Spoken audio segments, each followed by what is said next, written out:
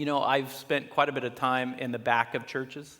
As a chaplain at Pacific Union College, I was at the back of the church almost every Friday night, the ones that I wasn't speaking. And one of my favorite things to do is to watch just blossoming relationships.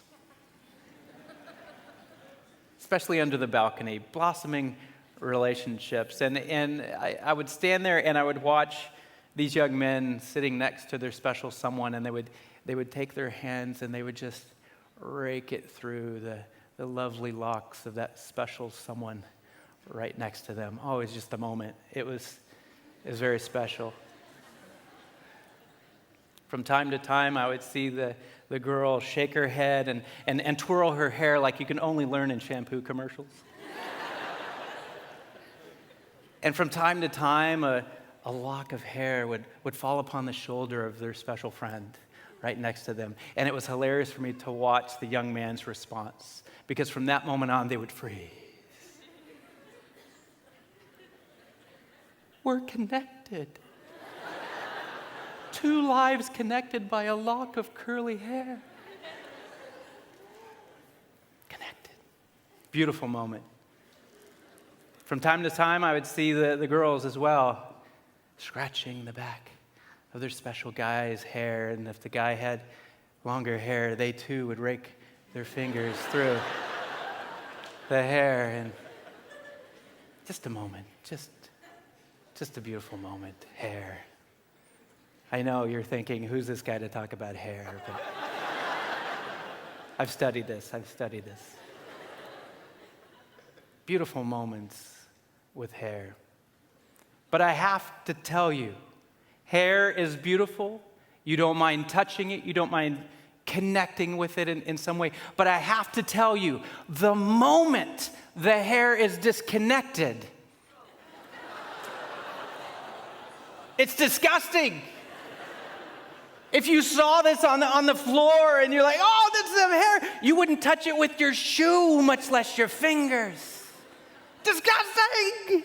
You see it in the shower and you're like, oh, let me get some water there, and it's coming down. I don't want it to touch my foot while it goes down the drain. It's hair.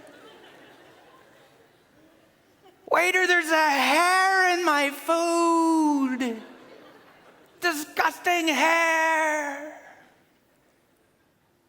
God has implanted within us this metaphor that while things are connected, they are beautiful. But the moment something becomes disconnected, it becomes repulsive. 1996, I found myself in Panama. I was the pastor of a mission trip. And there were these college guys that were having a contest. And that contest involved them standing and looking straight up and spitting as high as they could. How high can you spit and then catch it in your mouth? I know, it's gross. Gross. But think about this. Where did the spittle come from? They weren't catching each other's, thank God. They were catching their own saliva, and for some reason, it's as if God has implanted into us genetically that the moment something becomes disconnected from you, that it is no longer beautiful, it is no longer tasteful, it is no longer something that should be part of you. Jesus said, I am the vine, you are the branches. Verse 6, if you do not remain in me, you're like a branch that's thrown away and withers. Such branches are picked up and thrown into the fire and burned.